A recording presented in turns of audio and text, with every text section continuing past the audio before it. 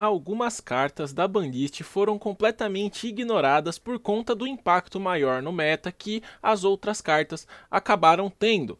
Entretanto, eu não esqueci delas, vocês não esqueceram delas e a gente com certeza quer saber quais são os decks que podem se beneficiar dessas mudanças aí da banlist. Então, com certeza aí, quem gosta muito mais aí de alguns desses decks já está tentando fazer alguma coisinha, mas eu acho muito importante todo mundo saber o que pode ser feito para a gente ter uma noção um pouco melhor aí, principalmente quem é um pouco mais criativo, o que você tem de opções interessantes aí. Então o que eu separei aqui? Eu separei 5 cartas aqui que estão aí nessa banlist e que fizeram a melhora de alguns decks. Então vocês vão ver que são cartas que, é claro, estão na banlist porém saindo da banlist, não entrando nela, e elas apareceram aí e eu vou comentar alguns detalhezinhos sobre elas. E a primeira dessas cartas é a que já está aqui ao nosso lado, que é a Eva.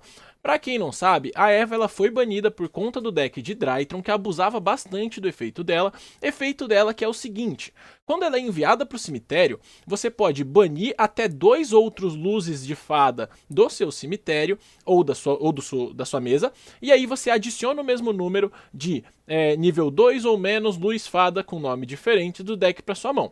Qual que é a pegada? Esse aí, galera, do nível 2 ou menos Luiz Fada, a gente tem os Heralds, que no caso o mais popular aqui é o laranjinha aqui, que ele é o de monstro, ele nega monstro. O efeito desses Heralds, então, quando o oponente ativa um efeito aí tem o de monstro, de spell, de trap, e você envia ele junto com uma outra fada da sua mão pro cemitério, nega ativação e destrói. Então eles são hand traps extremamente fortes, e a Eva consegue acessar eles com muita facilidade. Não só isso, como se você encaixa ela no meio do seu combo, você consegue fazer isso 2 vezes, porque você consegue usar isso no seu turno, e aí você vai lá e adiciona 2 fadas, e aí lá na frente, no turno do oponente, por exemplo, botando ela na mesa e dando o efeito de uma IP para ela cair no cemitério de novo, você consegue fazer novamente o efeito dela no cemitério e adicionar mais 2 fadas, e aí você consegue ter, por exemplo, 2 desses Heralds aqui com negate, ela já adiciona o cara com o descarte dele. Então essa Eva, ela acaba sendo muito forte. Agora, que tipo de deck consegue utilizar essa Eva? Bom, como eu comentei, o Drytron é o principal deck aí que utiliza essa Eva por conta aí do fator de ela ser um monstro de nível 1 e do Drytron ter uma facilidade muito grande com o efeito do Alpha de adicionar a Benten, que é uma carta que quando é tributada adiciona qualquer monstro luz de fada. Então a minha primeira dica aí para vocês que querem ver essa Eva funcionar abusem bastante aí do efeito da Cyber Angel Benten, caso vocês consigam um deck que tribute cartas com facilidade.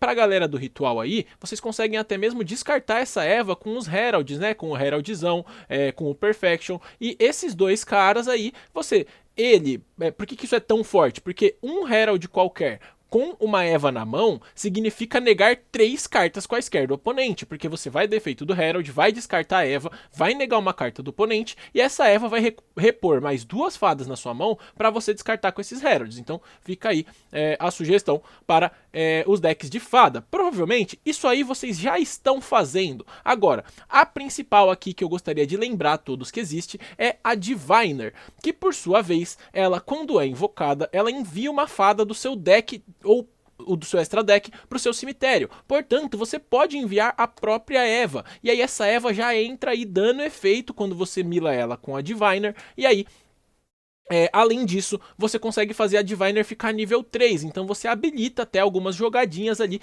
por exemplo, de Synchro Summon. Então, isso é bem interessante aí, pode ser até mesmo utilizado aí no deck de Voiceless com uma versão um pouco mais voltada para as fadas. Então, qualquer deck que tenha essa facilidade de adicionar uma Diviner of the Herald pode acabar abusando aí dessa Eva. Então, uma sugestão muito interessante para vocês aí, fiquem atentas, né? Principalmente essas 2 cartas aqui, Benten e Diviner, porque se o oponente tá usando essa carta contra você, provavelmente tem uma Eva envolvida nisso e você vai poder acabar tomando algum loop de Arautos, que é muito forte. Então, essa é a primeira das dicas. A segunda dica que eu tenho é sobre os Dragon Rulers, mas não só sobre o deck de Dragon Ruler. Eu vou comentar aqui com vocês que o deck de Dragon Ruler, ele é eficiente, ele funciona e ele dá pra dar uma brincada. Não sei se no nível completamente competitivo, mas dá pra dar uma brincada. Agora o que eu vou comentar é sobre os Dragon Rulers como engine. Por quê?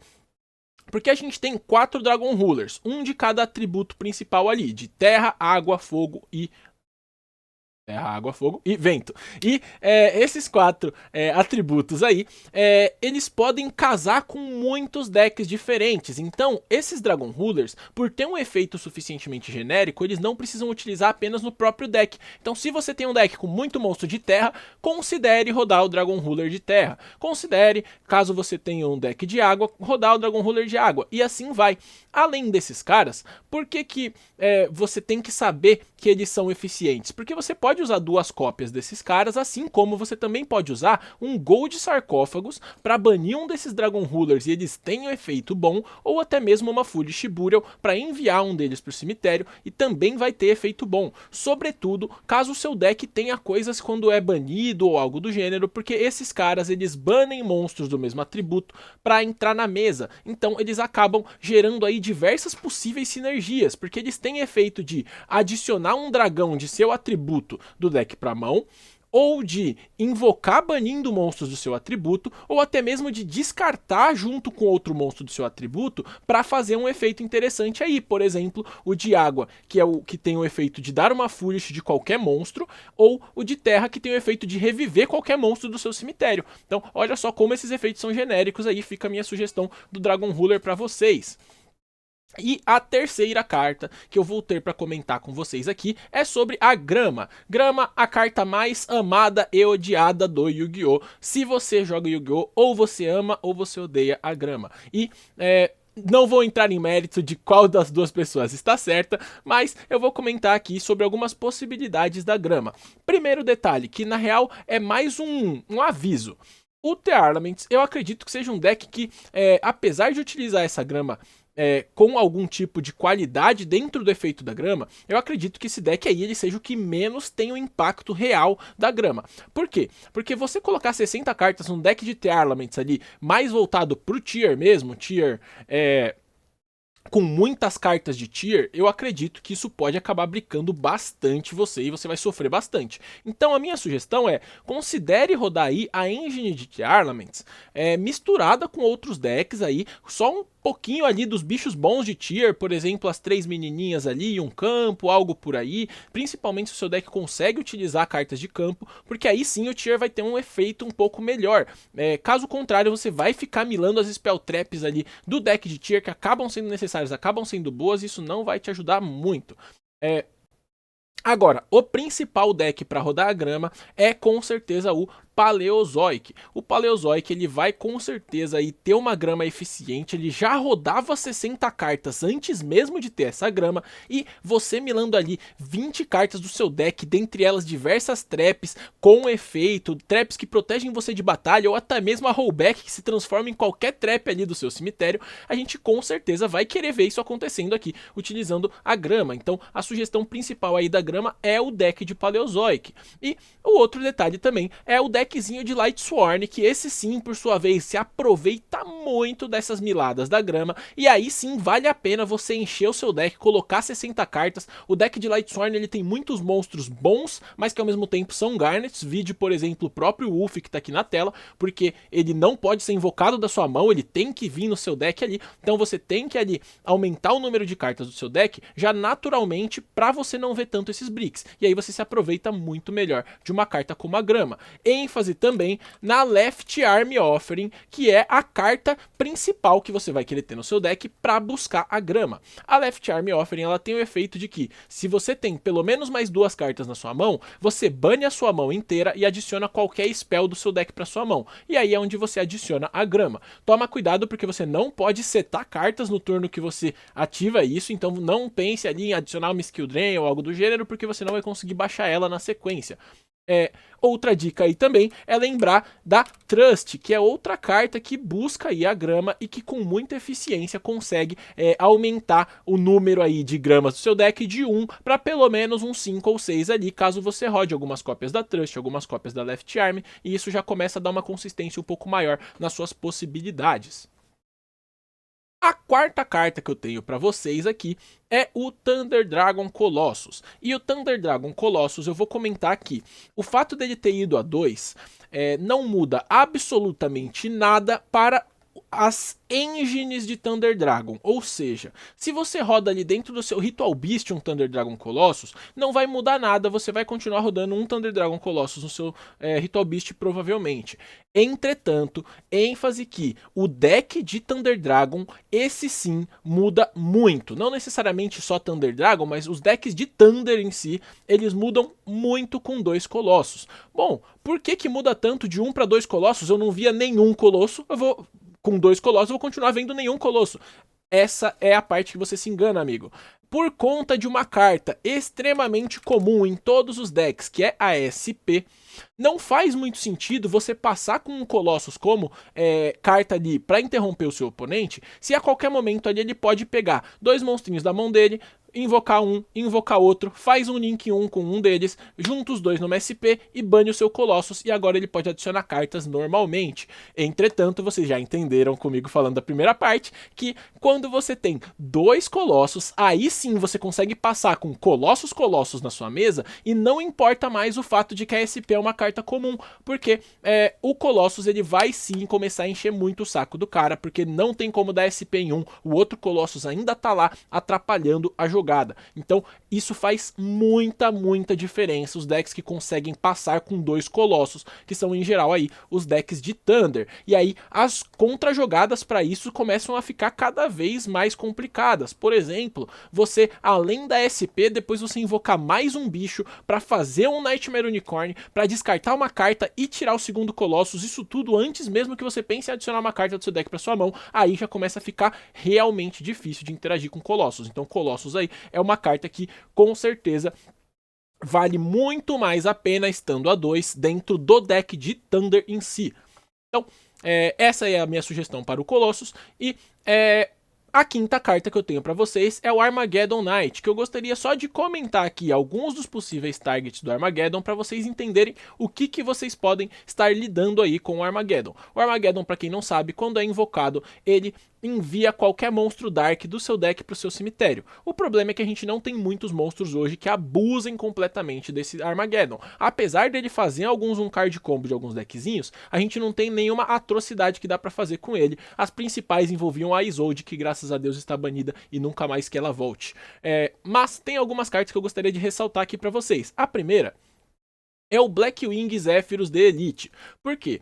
Bom, esse cara ele tem um efeito muito simples que, quando ele tá no seu cemitério, você pode voltar uma carta do seu campo pra sua mão, para ele entrar por invocação especial. Isso pode acontecer só uma vez por duelo, mas isso em geral já é o bastante, principalmente nos decks de Danger, porque é muito interessante você dar efeito de um Danger da sua mão, invocar ele na mesa, aí você vai lá, dá a Foolish do Blackwing Zephyros com o Armageddon, e aí você volta o seu Danger pra mão e ainda ganha um monstro de nível 4, que por sua vez com o próprio Armageddon já consegue fazer jogadas de rank 4, como por exemplo o Dugares, que é um cara que vai fazer mais pressão ainda de combo de turno 1. Então, primeira sugestão aí é o Zephyros, eu acredito que ele seja talvez até a melhor das sugestões.